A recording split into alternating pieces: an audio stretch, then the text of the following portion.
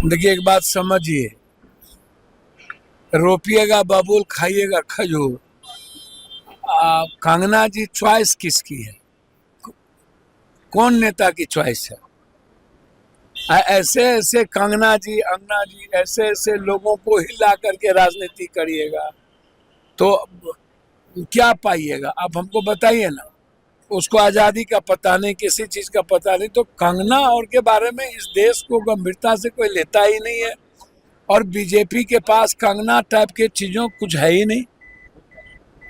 BJP के पास अब Kangana type की ही चीज़ें बच जाएगी, आप इसको समझिए।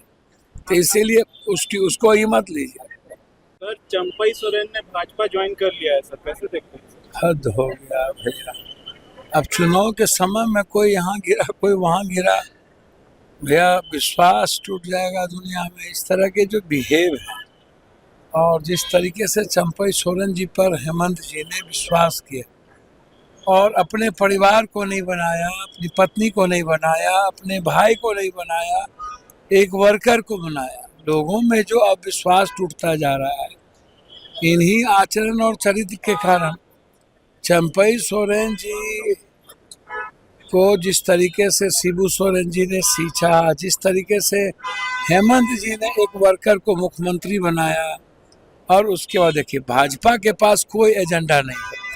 कश्मीर में आप नहीं देख रहे हैं क्या स्थिति है भाजपा की? लिस्ट ही नहीं मिला, आदमी चुनाव लड़ने के लिए नहीं मिल रहा है।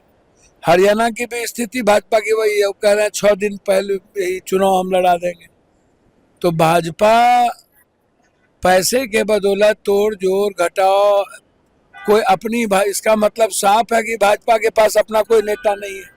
कभी बाबूलाल मरांडी को, कभी किसी को लाते हैं, और उनको अपने नेता पर भरोसा नहीं, अपने पुरुषार्थ पर भरोसा नहीं है। खासतौर पर भाजपा को अब नरेंद्र मोदी जी पर भरोसा नहीं, ये आप समझ लीजिए। दूसरों का पैंच उधार, कांग्रेस का तोड़ो, कांग्रेस का लाओ, उसका लाओ। तो भरोसा जब नरेंद्र मोदी जी पर ही नहीं है, गारंटी अभी शिवाजी का देख ही लिए, महाराष्ट्र में मूर्ति ही टूट गई। 45 से 47 साल की बात करते थे। तो इसलिए यह समय है आने जाने का। वोटर पर कोई प्रभाव नहीं। सीता सोरेन को ले गए थे ना, वो घर की बहू को ले गए ना।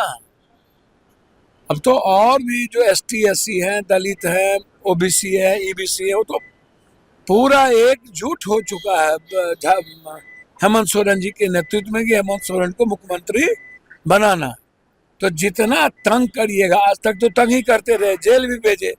जब किसी भी चीज़ों से नहीं ये हेमंत सोरेन जी को दबा पाए, ना हेमंत सोरेन जी को किसी भी तरीके से ये खत्म कर पाए, तो अब शुरू हो गया तोड़ जोड़ की राजनीति।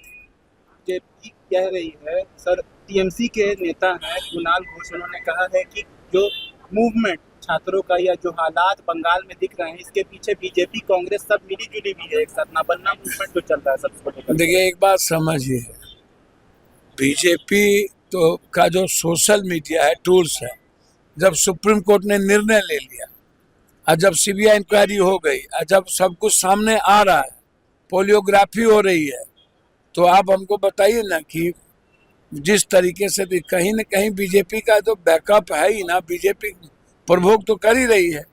जस्टिस के लिए ममता दीदी खुद ही उतर गई है। और अब तो हम तो कहेंगे बीजेपी को अविलंब फांसी की सजा हो, CBI इसकी तैयारी करे 3 महीना के अंदर, खत्म करिए इसको। बेटी के न्याय के लिए अब एक ही काम करना है, राजनीति नहीं करनी चाहिए।